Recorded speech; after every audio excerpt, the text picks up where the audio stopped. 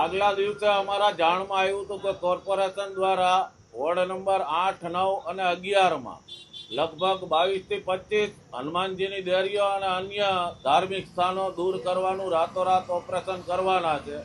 એને અનુલક્ષીને જે તે નવા ચૂંટાયેલા કોર્પોરેટરોનું પણ ધ્યાન દોરવામાં આવ્યું હતું. ધારાસભ્ય શ્રીઓ દર્શિતાબેન શાહ, ભાનુબેન બાબરિયા, રમેશભાઈ ટીલાળાનું પણ આગલા દિવસે ધ્યાન દોરવામાં આવ્યું હતું. ભાજપ શહેર પ્રમુખ માધવભાઈ દવેના ધ્યાન ઉપર પણ વાત મૂકવામાં આવી હતી અને સૌએ આગલા દિવસે આશ્વાસન આપ્યું હતું કે આવું નહીં બને અને ડિમોલેશન અટકી જશે. છતાં પણ ગઈકાલે મોડી રાત્રે ડિમોલેશન થયું છે અને અનેક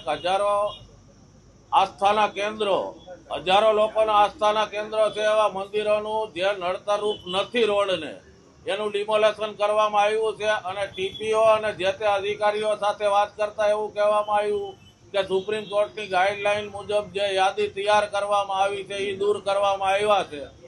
તો આ મનધડક વામપંથી અધિકારીને હું આપના માધ્યમથી પૂછવા માંગુ છું કે હાઈકોર્ટ અને સુપ્રીમ કોર્ટની અનેક ગાઈડલાઈનો છે તો એને કેમ અનુસરતા નથી? અને લોકોએ જ્યારે માનનીય વડાપ્રધાન નરેન્દ્રભાઈ મોદીમાં વિશ્વાસ વ્યક્ત કરીને ટ્રિપલ એન્જિન સરકાર બનાવવાના મત હજી થોડા સમય પહેલા જ આપ્યા છે, તો આ નવા ચૂંટાયેલા પદાધિકારીઓ કે વર્તમાનના ધારાસભ્યો આ બાબતે ગંભીરતાથી વિષય કેમ નથી લેતા?